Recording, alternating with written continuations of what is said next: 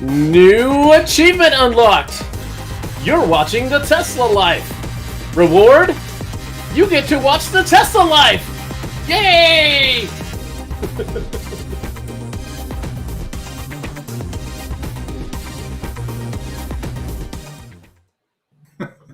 I was just reward. I was just sure the reward was going to be Mark the Goblin Coughlin. Yeah. Let me try something real Brian quick. gets the reference. Nothing. Oh, we were going for a second time. It was so good the first time. We were going for two.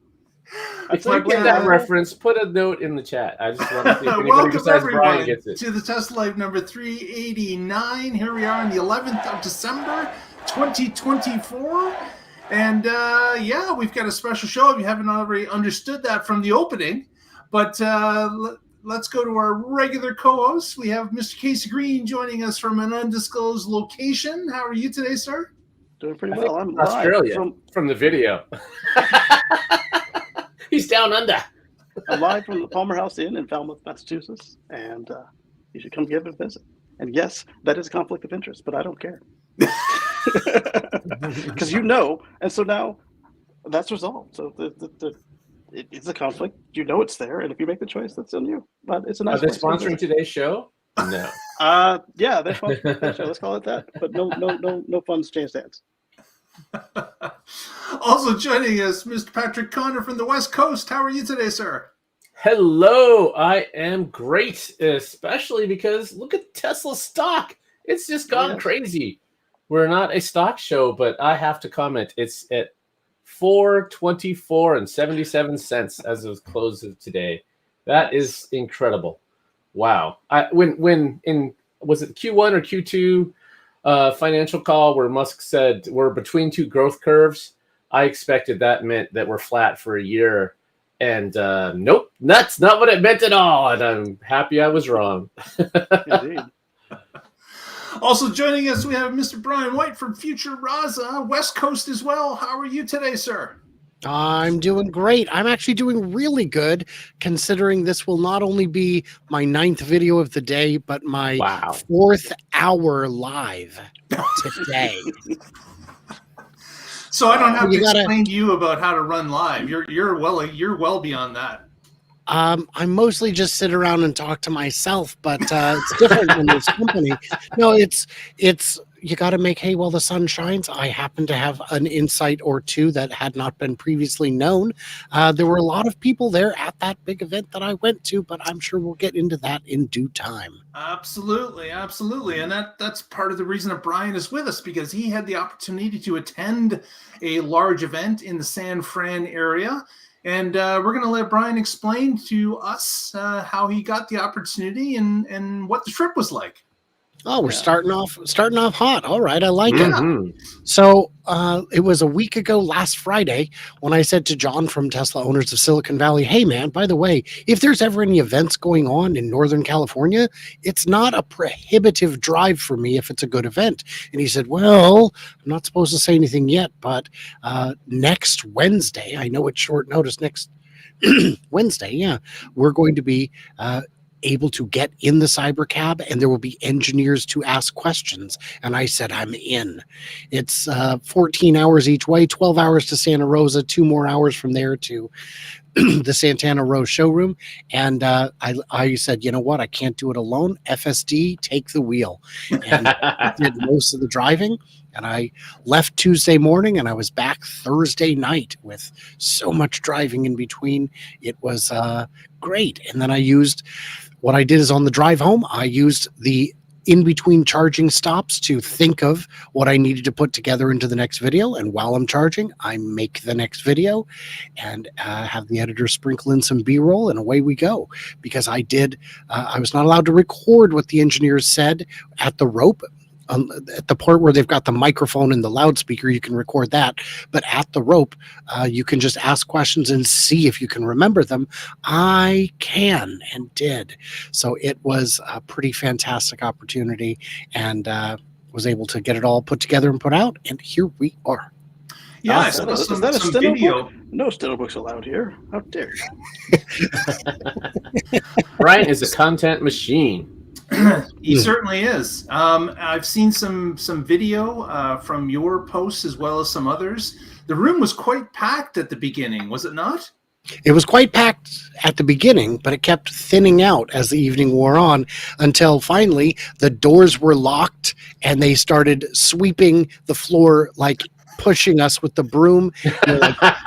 But for real, we have to go home. And we're like, oh yeah, but you know what else I wanted to know about? So, I was there before it opened and I stayed until after it ended. And I asked every question I wanted to ask. And when I couldn't think of a question, I'd grab someone from behind me and go, this guy, he's got a question. What did you want to ask? And sometimes the answer is, I don't have a question. Well, come up with something. You're no good to me. I need you to ask smart stuff. And it was great because seeing how they answered some questions that I thought were perhaps a waste. Like one guy said, well, why a solid roof instead of a glass roof? I'm like, 101. That was the question I had. Well, glass is more expensive and That was the heavier. answer I expected as well. But he said, and if you have glass, now you're going to need more climate control because the sunlight comes in and warms it and the heat wicks out on a cold day. So you would need more a more robust cooling and heating system and fingerprints. You will get fingerprints on glass. We want this to be as low maintenance as possible. No fingerprints on the glass. And I thought, okay, so that question I thought was not worth asking. Got a good answer because someone else asked it. Yeah. Nice. Yeah. Exactly. What was the biggest surprise? What was the one you didn't expect? Yes. Okay. So the biggest surprise, well, there were two. The first one is front wheel drive.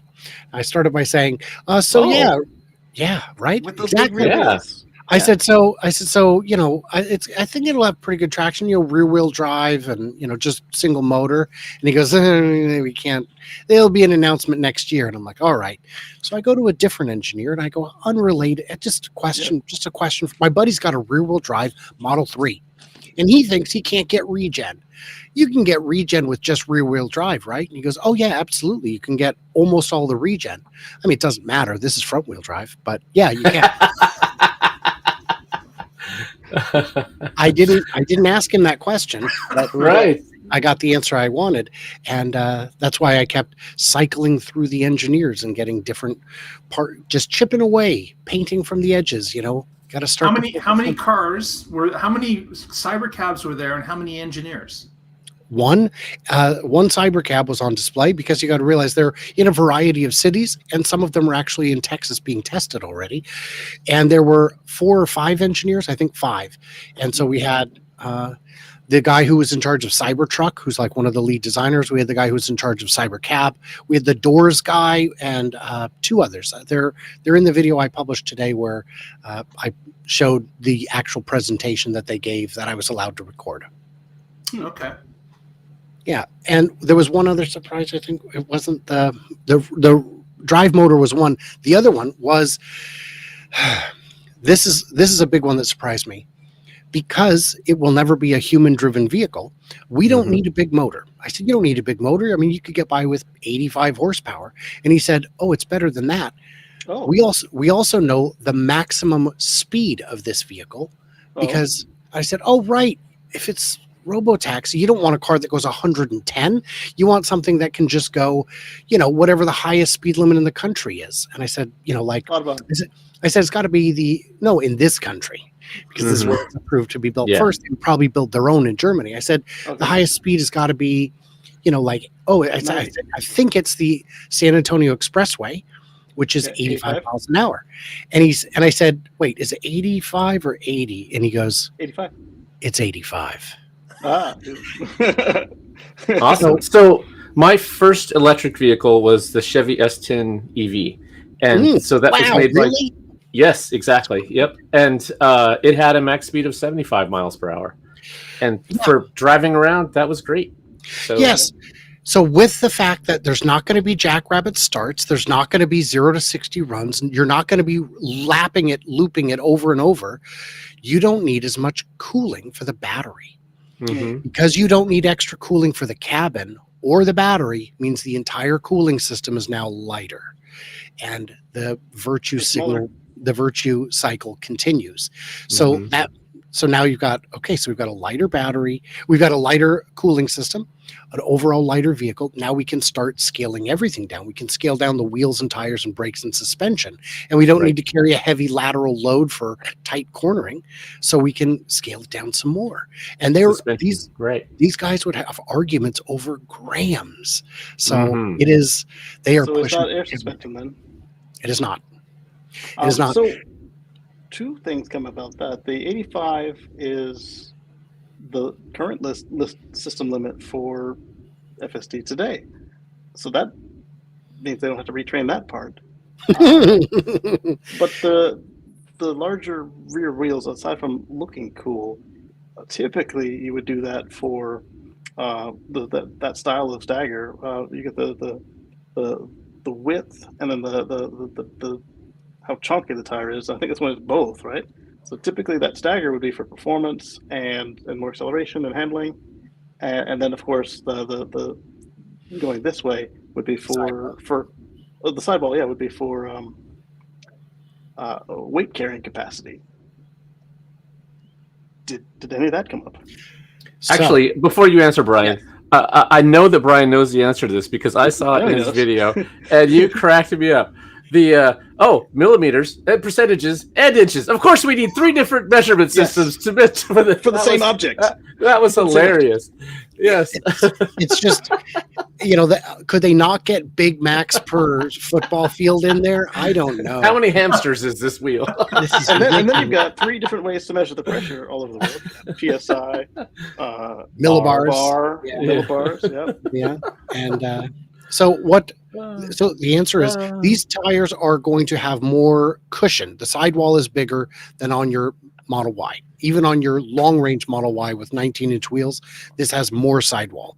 So why are the tires bigger? Because it reduces rolling resistance. I've been asked to explain how that works, and I've said do not know. I have a tire expert coming on next week who will help me understand that. So I mean, just simply, there's with a larger tire. Think about going over a curb. If you're on something low and there's no way you're getting over it. With a larger tire, it's easier to roll over obstacles in the road, and roads aren't perfectly smooth. I mean, that's just the first order effect. They are heavier, so there's more unsprung weight. But depending on the difference between moving the energy to move the weight versus the rolling resistance you gain, I'm sure the Tesla engineers have done all that math. But I mean, that's of course. Your tire expert will have far more. That's just the quick version. That is exactly it. I was asked to crunch the numbers on the cost of the tires versus the energy it would save, and I started to do it and realized there were too many variables. And then I realized Tesla's done the math. They've done this math. So the larger wheel means that there's less rolling resistance. So why didn't they do big chonkers in the front? Because in the front, it would create more aero drag. In the back, it's less aero drag. You can go with the bigger ones, and the back end is tapered in. So there's even more benefit. So it's in the wind shadow in the back, so it's not as impactful. Also, your gyroscopic effect, because you'll have to steer those. Oh, yeah. That's a good one, Casey. Yeah. And then the room to steer them in a car that's just gained all that extra leg room will now be taken away by having to fit the wheels to be able to turn in there. I'm learning new things. You're teaching me things. Part of it. Yeah. I did not expect this late in the process to be picking up new tidbits, and I love it. And then one last thing, back to the carrying capacity. That trunk is freaking huge. So somebody may overload it. One thing a friend of mine pointed out today, Scott, who let me drive his Model 3 Performance Highland Edition for autocross, said, there's another thing you haven't figured, Brian, which is that you will not need R-rated tires for this car. Because you only need to go to 85. Yeah, and go to 100 just in case you're going downhill and something's gone wrong. Sure. And that's all you need 3 tires. Yeah, you do not need the most expensive tires. And do they even make ones like that? They're gonna. That's the other thing I was going to say. This will be high enough volume. Absolutely. It doesn't matter what it costs today. I mean, it might be nice if there's something that already fits that's cheap. But in the volumes they want to do, they say they want to do, you can custom order a front and rear tire, and then rotations will probably suck, but you can then either make sure that they rotate from side to side and you just flip them, or you can just have a stock of them? And then just I don't think they'll need to be rotated left to right because you're going to be driving in different terrain all the time. So the road wear should balance out, and you're not going to be driving like a maniac unless there's damage to the vehicle that would mess up the alignment. In which case, the alignment's your problem, not anything else. So I would say that all contributes to it. And yeah, it's gonna because you've got that thicker sidewall, you're gonna have a softer, smoother ride, and the taxi is probably going to be primarily used at low speeds in city environments rather than on the highway. Yep. Right. So you've got the alignment as well. That's going to be in check both for the factory. Oh, this thing works on the iPad. The alignment's going to be in check, and if it's not, they will make it that way. But also look at my legacy car. It's staggered for a different reason, Right. and because it's staggered, you can't rotate the tires without dismounting them. So we just generally don't, unless somebody's got a suspension issue with their Model X that makes that necessary. Same for the S Plus or the S with the arachnid wheels, because it's the same situation there. Oh, yeah, I forgot of all the different variations. I got to meet a gentleman who recently, Jay from the Seattle Electric Vehicle Association. You might have met him, Patrick. He's the guy who owns more iMeves than anyone else in the country. He's got like 5 or 6. He finally joined the Tesla family. He got a P85 that just before the warranty expired was swapped out. Now it's a P90. Nice. So cool. Yeah. Did they software lock it to 85? They did not, apparently. Oh. Or maybe the previous owner paid the extra. Mm-hmm. I don't even know what the price. Usually. I don't think it would be for an 85 to 90. I don't think that was even an option. I don't think it was It either. was. So it was. Oh, really? Okay. But the price was all over the map, and if they got it on a special or And speaking of exciting and all over the map, I only have one referral left to give out. Ooh. Wow. Oh yeah, Lucky when I you. run out, I'll have to cycle through your guys's. I love it. Great idea. Yeah. One other question with the car that has been on my mind, and I think we know the answer to this, but many people had speculated: could this car just have a set of pedals and a wheel added at some point, and you could get a manual drive car? We've talked about this several times in the show in the lead up to the 1010 event, but obviously that's probably not the case. Is that correct, Brian? a Tesla CRX. I am just right now posting this show on X so that we can get a few more questions from the peanut gallery in here. Okay. This is it can't be human driven. It cannot. The engineers were very clear about that. Many people asked, and one person even said, yeah, but Elon said there's going to be a $25,000 car that is meat driven. He also said it wasn't that, right? And that's what the engineers said. Not that. Mm-hmm. They said, look, there are a bunch of ways to make a car $25,000, but it ain't this one. Oh. And it's too many things. It's too many things. You'd need. You need to add mirrors. That's easy. Oh, well, but then you need the wiring harness and the validation and the controller and all that for it. But that's easy. Oh, well, then if you're gonna need to upgrade the motor because it's, no one's gonna. This is not the right motor for a human to operate a vehicle. So then, I you'll drove just mine in chill mode at service today because the wipers were just gone, and it's not been nice in the East Coast for it was. No, I don't want to drive the car in chill mode. I definitely wouldn't want to drive a car that could only do the speed limit. A real GIMP mode is what it would be. Yes. It'd be very. Yes. It would be because you don't want it to throw your. So we'll just change out the motor. Well, if we're doing that, then we kind of have to change the cooling system too. And battery, now we're a lot heavier. So we're going to need a different battery. And I guess at that point, it now weighs more. So now we need to change the wheels, shocks, tires, brakes, suspension. Yeah. It is a different car. That car is called NV91 and it was canceled in April. Yeah. Right. So this wouldn't be like the Honda CRX HF where it was like you had the 4-speed, sometimes the automatic, where it was not meant to be fun to drive in that manner, but it was super efficient. So they couldn't do that. But what that had was wider tolerances. The Miata was a very small, very economical car, but you could whip it around the track and it wouldn't overheat. This would overheat, and so because it's not meant to be driven like that. Yeah. This is purpose built. So we have a purpose. We built the entire car to fill that purpose, and it won't go outside of those means. Otherwise, we'd have to change things. Yeah. Right. So Brian. So NV91. I know that it's officially canceled, but go ahead, Casey. Before we move on, so in the topic of control and everything on this one, how are they moving it around to the showroom and all of its presentations? How do you think is that a gamepad, or is that what we talked about with the virtual wheel and brake? It's more of a game controller, and but that's a developer's tool. That's not something that we in the real world. Well, a lot of people said, well, they'll just give us a controller and then we can drive from not us, no. But like maybe if there was like an incident, like a Super Waymo Cruise RIP incident, and they just needed to rescue the car. Here, let's just do it with the controls and get it out of the way. What I would think you would do is remote teleoperate. Is remote teleoperate to move it in that case, or like how will I move them around my garage, my showroom? Right. The answer's with the app, the summon. True. Yeah, just it already works in parking lots. In some countries, that's how they did my. All right, so the wipers were, I knew how to do my wipers, but it was raining, and it was the same price to let them do it as if I did it, so I didn't have to go stand in the rain. Elon's going to hate me for working from home from his showroom and not standing in solidarity with my technicians, but he saw that I had a pin because he tried to start it, but he didn't push all the buttons on the phone app they gave him, and he did that, and then the pin went away. And so I can totally see just another page in the app, just like there is for your energy and everything else for controlling your robotaxi at home. Yeah. Or after a wreck.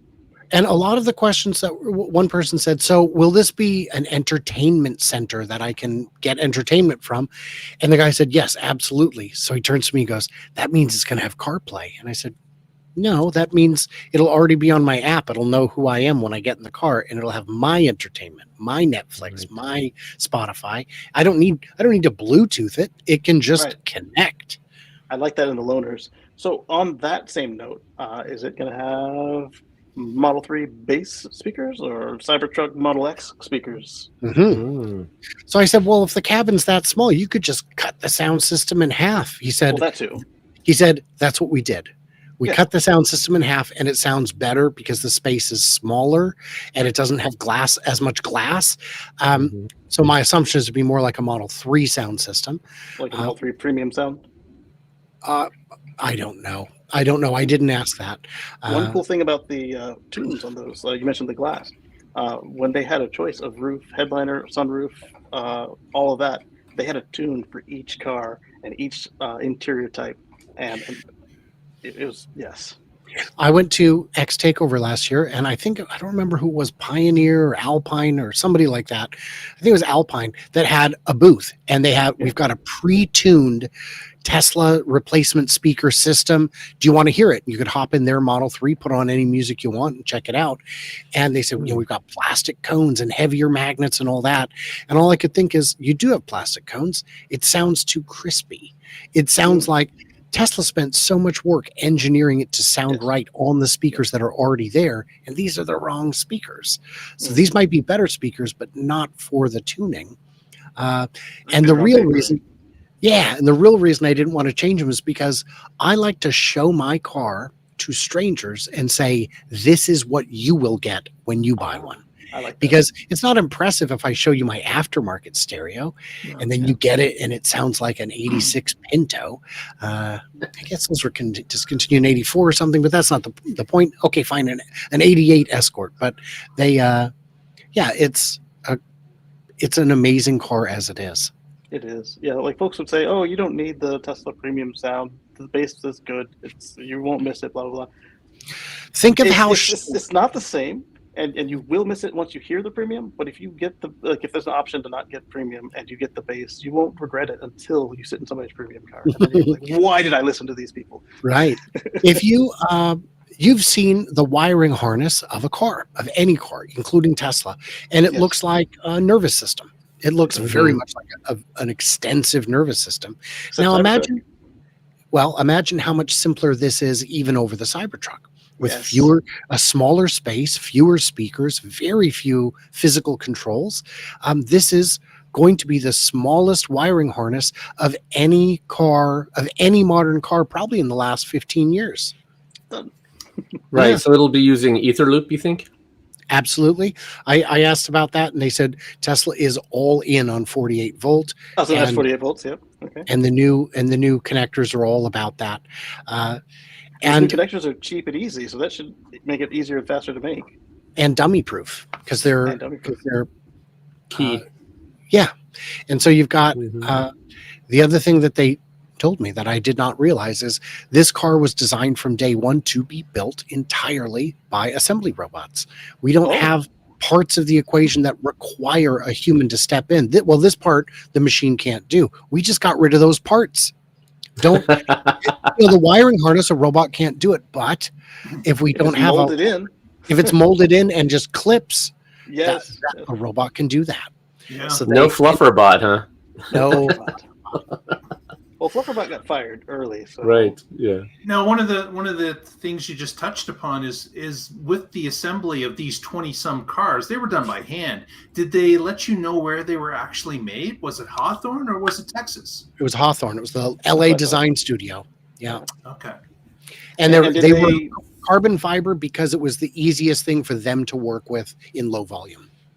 And did they simulate the assembly line, or is that just in the computer? And I don't know. I don't know that yet. Yeah, I didn't think to ask that. Right, but we know that they definitely designed for manufacturability. Where in a lot of places it's not that way. You design it and then later figure out how to build it. How the hell do I make this thing work? Lars and Franz are they work together. Good buddies now because they had to be. Yes, but by that I meant, did they practice on some sort of proto assembly line to make the first 20, I'd be happy make 10 by hand, and then I'd be happy to lie for you, but I did not. Don't lie. Think just to ask, and I didn't hear. Find anyone. out. Circle back. Yeah. Even if it's 3 years after the car goes out of production. I only want the truth. Well, I mean, I would. You know what? I would be happy to hear that story 3 years after it goes out of production too. Yeah. Yeah. Interesting. Don't we all love these war stories? Yeah. And with the with in future, Tesla had talked about building a car in modules when it gets to a production line. Did they talk about how this car, which will be a high volume car, I would obviously think that would probably be their first module production or close to it. Correct. And does it matter if it's assembly by the robots? It's a different type of unbox than the regular one with the humans involved. I don't see why it would be different, but I think the space considerations would be reduced if it was just robots. Yeah. But I don't know. I have a robotics expert, but he's not interested in going on camera at this time. So I know. And it's like, well, we can have a conversation. I'm like, you think I have time for a conversation I don't record? You know, and yes. And yeah, it's boy, I'm so proud of the jokes I just didn't make just now. So anyway, thank you. Yeah, $2.99 a minute. So proud. Catch me after the show. You'll love them. They are off color. So to answer the question, if you ever have an opportunity, take it with Brian. Yes, they are. The modules are. It is designed to be unboxed. One person had asked, well, could we, is this going to have the full body single casting? And the answer is no, because if you do that, every car has to have a car's length per station. Every station is that big. Whereas this way, each station is only as big as each module. So, so your castings are only the sub assemblies. Yes. So imagine you need to fire 10 bullets at once. That's what a normal assembly line is just a regular, semi-automatic where it feeds in through the cartridge. But with this, it's all the pieces go in and you've got feeders for every part of it. And instead of it slowing down at every part, it's all pre-assembled. So it goes in, you do a couple of fastens, a couple of clicks, and then it moves on. So the assembly line is going to move very quickly. So then we had a hint on this when IDRA was talking about who their next largest assembly was, and it wasn't Tesla, and it wasn't necessarily because they had their change in ownership at the parent company level. that should have been our clue, or it was our clue. We didn't realize it, that Tesla was not going for larger and larger modules anymore.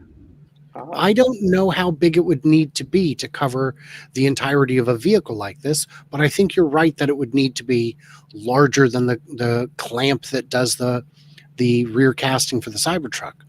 So yeah, I think you car, but not the whole body. Yeah. Well, and I always said it wouldn't be because that would introduce redundant structure. A battery pack is already inherently structural. And the answer to that was the battery pack is semi-structural.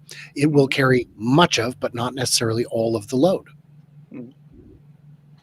This is interesting. Yeah. I know.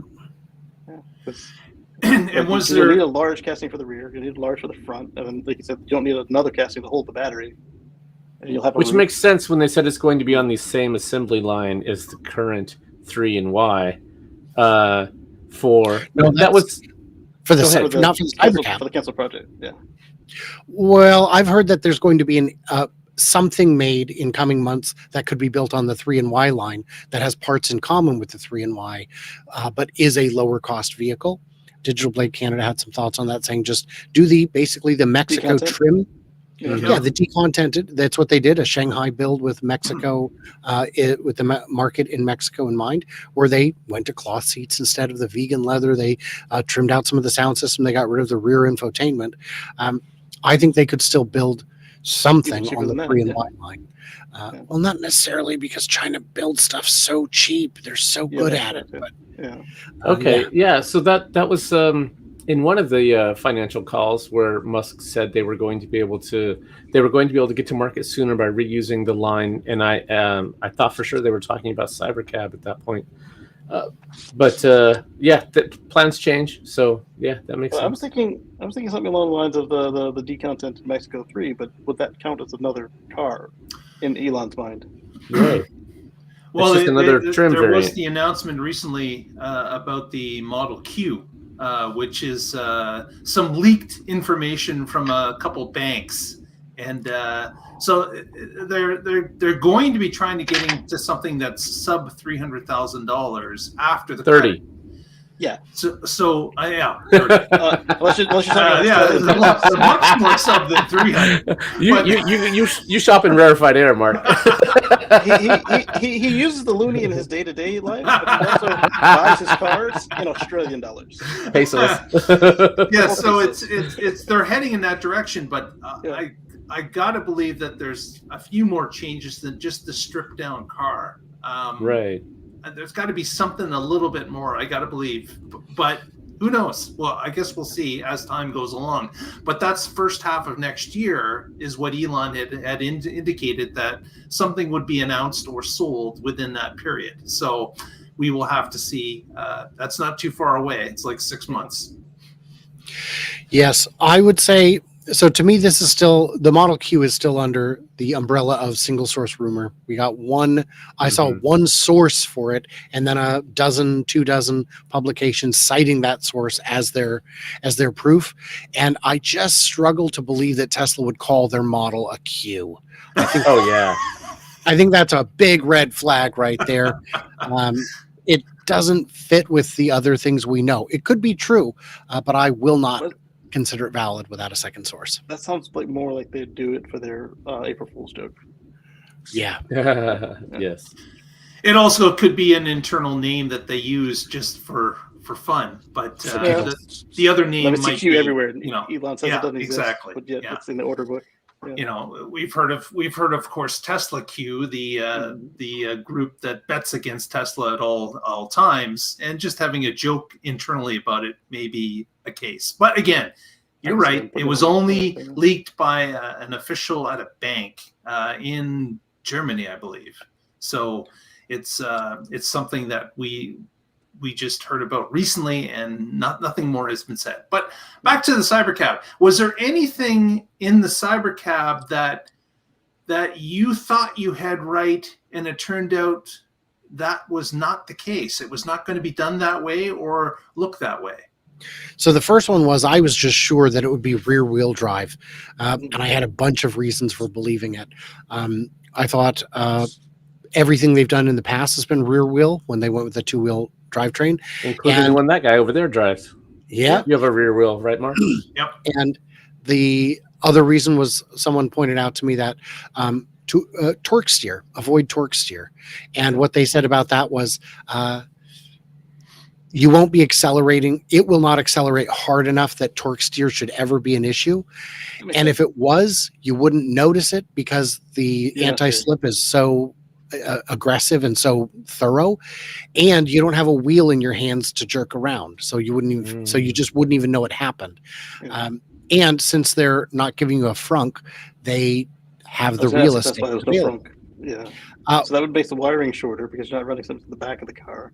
You're not running the penthouse under the seat of the passengers. You put all that stuff in where the frunk was, and so everything else they made was rear-wheel drive first or all-wheel drive. Not well, and I think they didn't want to have. Yeah, I think they didn't want to have a frunk because it is people leave stuff in there. People will leave stuff in it, and now that you've eliminated it, now you don't have the hinges for the frunk. You don't have the release for the frunk. You don't have the light bulb that needs a wiring harness and the sensors for it. Hatch, you just that frunk would be small enough you wouldn't need one legally. It might still, unless they couldn't fit an infant in it. Oh, it'd be a hamster button, I'm sure. Well, in any case, this simplified, cheapened, lightened, shortened the wiring harness. Reduced the part count. Reduce the part count. And it would have to be a power frunk because you got a powered trunk and powered doors to make sure that people don't just leave the car where it can't move itself. So why is the back of it powered? Because people can't leave it open. That's yes. So there's two reasons. One is if someone left it open, now what? And the other one is so they can't slam it because it would break. Over enough passengers, it would break. Oh yeah, I can see Interesting. that. Same with the doors. If you've ever had a passenger in your car, even my own family is like, why are you slamming the door? Is this an old Buick or something? Detroit steel, yeah. Here's a good question for you. Why are the headlights so significant to delay the event? But those are really cool looking headlights in the event. I don't know if that looks like it was just an evolution of the Matrix headlights. So it's exactly what it looked like to me. So I asked why the delay. Elon said something about the front, and he goes, "Oh, it's the headlights." I'm like, really? So, well, yeah, in the light bar. So I think what happened was the original one looked more like a Tesla, and the new one looks more like a Cybertruck. And they wanted to change that front end, and it's not as easy as, well, let's just slap some different headlights on it. You're gonna make it look good. Yeah. You're changing the entire aesthetic. So that could mean entirely new body panels from the windshield forward, really. Is it going to have the laser headlights? Unclear. I don't know what the advantage to them is other than looking super cool. But not just looking cool. It can announce itself. Hey, it can, your app is purple, or it can spell your name on the ground, or it can say I'm stuck, or you go ahead, I'm waiting on a passenger. I would share that with for this. I would share that with all the people who are deeply skeptical about every part of the CyberCab, but I'm not convinced they can read. Well, it can make it match the pictures. This one's a pony. This one's an octopus. That would be hilarious. True. Your app just says pony octopus arriving. You look at the ground. Hey, that's my car. Idiocracy. Exactly. Quit cheating. Quit cheating. I've got my work. That's great. So with the visit, obviously the hardware is at a certain stage. The software is going to have to be at a certain stage in order for this to roll out. And we're talking, it has to be nailed down really well. FSD has to be pretty well perfect in order to roll this out as a service. Do you believe hardware-wise that this car is ready to go? Hardware-wise, I mean, yes. This is, you know what? I didn't ask if it was hardware 4 or 5 or AI 5, but it was on V13. It was using a reskinned version of V13 at the event. There were no teleoperators at the day of the event for the cars, the robots, different story. But they were really doing the real thing. Mind you, they were going 15 miles an hour, but we know that they can function well. People say, well, I want to see it on the highway. Great. Hop in my car and let's go for a ride. I'll show you what it looks like on the highway. That part, that's the easy part. That's been solved for years. It's the weird intersections and whatnot. So do I think that hardware 4 will work? I do. I absolutely do. And do I think hardware 3 will work? Yes. Once they get hardware 4 dialed in, they'll just, scale it back. They'll just make it fit. Yeah. Optimize. One thing they'll need hardware 5 for is AI 5 is for the distributed compute that they speculated. But if they drop that, or if they do the Tesla thing and just roll it out as soon as it's got the minimum viable product, and then add in the extra features with line upgrades. Minimum viable product. Is that why my kids keep saying I'm the real MVP?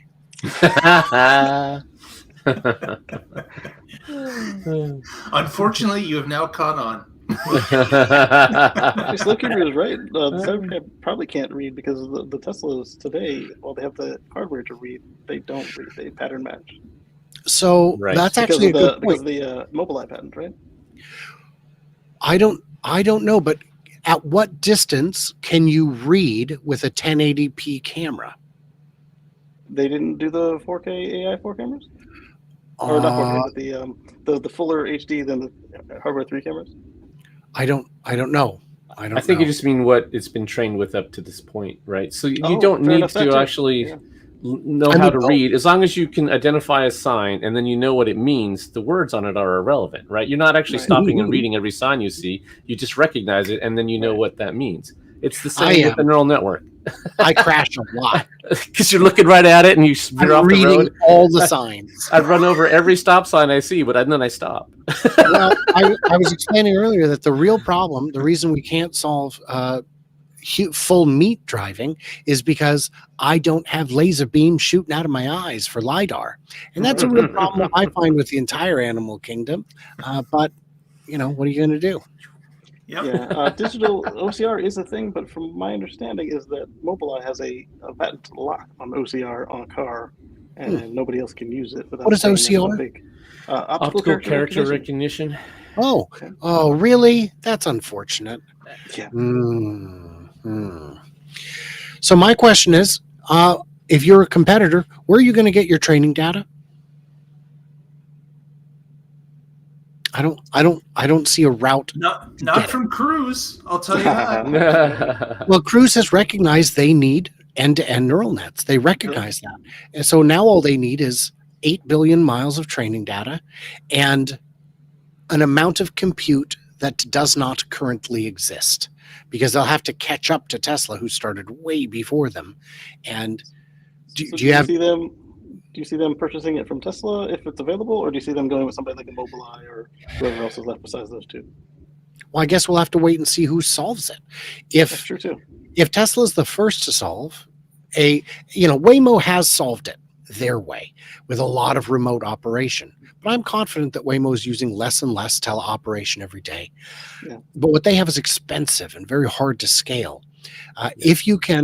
If let's say no one but Tesla solves it today, just for fun, and they say, you know what, we're not gonna buy into it, and a year goes by and no one else has solved it, you got to start making some decisions. Amazon is trying to launch their Kuiper constellation, and they said, we really don't want to use SpaceX. Let's use any other rocket. And it finally came down to, we've used all of the other rockets that are available. It's not enough. Yeah. And Blue Origin has not yet gone to orbital. So yeah, and then like you said, you have to start making hard decisions. Yeah. Yeah. Interesting. And I think we'll see the dam break at some point. One, just like with Nax. Yeah. Yep. One jumps on. We're getting near the end. Just a quick rundown. Did they say why it's called CyberCab? Is there any relation to Cybertruck that was relevant to that name, or did they mention anything about that? No, I think it's just a cool name. Exactly. I agree with you. Yeah. Okay. And then there are some routes that you actually have to board a ferry instead of taking a bridge. Yeah. Do you know if FSD has contemplated that at all for people who live in regions where ferries are a thing? And they might not have a traffic light on them either. Don't go until it turns green. Splash. I'm going off the other end, baby. I'm in a hurry. Someone asked, will the CyberCab know at the drive-through to stop at the first window so I can order or pay or whatever? And I brought that up. I brought that up in a show, and someone said, FSD already does that. Have you not tried it? Yeah, and they did that to me on the toll booth today. It found the open one, stopped until there was no gate or anything, stopped until the light changed, and then it let me go. I was like, this is will all be. So it used to like not hit the toll booth, but it would boom straight through. And I had a chance to chat with Robert Scoble a day or two ago, and one of the things we talked about was he said what Grok will do once it is integrated with the car is not only tell you that there's 3 In-N-Out burgers, but which one has the shortest line, because there's other cars in the line that are able to gather that data and share it with the network. And with 13, they're talking to each other now. Right. Or traffic cameras that it can access or something like that. Yeah, that's a neat idea. Yeah. So it'll be interesting to see. Yeah. Well, I want to thank Brian for joining us tonight. I know he is, again, this is like his 9th live or 9th show he's recorded. So it's my 4th live. Yeah. Yeah, so I want to, I don't want to burn him out in tonight's show, because we could go 2 hours, no problem, but we're not going to do that to him tonight. So maybe another night. But we certainly appreciate your time coming and telling us about your experience at the CyberCab event. It was great to hear from you. It was a lot of fun to go. I'm so grateful for everyone in the comments who swung by. Hockey Day, Digital Blade, Slower Cuber. Poor guy's been following me around all day. It's a lot of he's having a lot of fun, and I appreciate you being here. And so thank you guys for having me on. Very good, very good. Well, I think we'll roll it out to some shout outs. And Brian, think of a shout out. I'll come back to you at the last. But Casey, what do you got for shout outs? Well, coming up on Friday, we've got the Tesla Life Express Edition 1. Then on Sunday, sometime, you've got me over here. Let's chat with Casey and friends.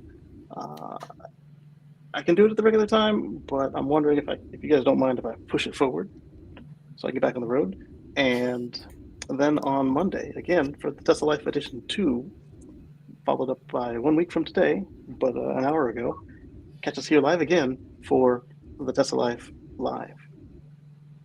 Very good. Very good. Patrick? As always, I'm with the Oregon Electric Vehicle Association. You can find us at oeva.org. And as Brian mentioned last week or the week before, we have a big event coming up in December, tomorrow. So if you are in the Beaverton area, Greater Portland area, come check it out. It's at McMiniman Cedar Hills. And from 6 to 9 p.m., we'll be there having some fun. And hey, I want to say thanks to Brian for giving us a glimpse into this autonomous future that's coming. And it'll be along with our future free from fossil fuels. Thank you. Brian, any shout outs? Not really. It's the end of the year and everything's winding down. I don't have any events coming up, of course, apart from the OEVA stuff, which Patrick already graciously explained. I will be at the Chattanooga Charge in Tennessee, March 29th and 30th. I will be in Muskegon for the Tesla Takeover in the middle of June, and I will be at the X Takeover at the end of July. And I may be going to the Shanghai Auto Show in April. I'm still trying to get that sorted out, but we shall see. It'll be a lot of fun either way, and I thank you guys for having me on. Very good. And if you want to follow Brian, we'll put his links in the notes, and feel free to join him throughout. He's on twice a day, basically. So join him at any time. He'll have a new video for you.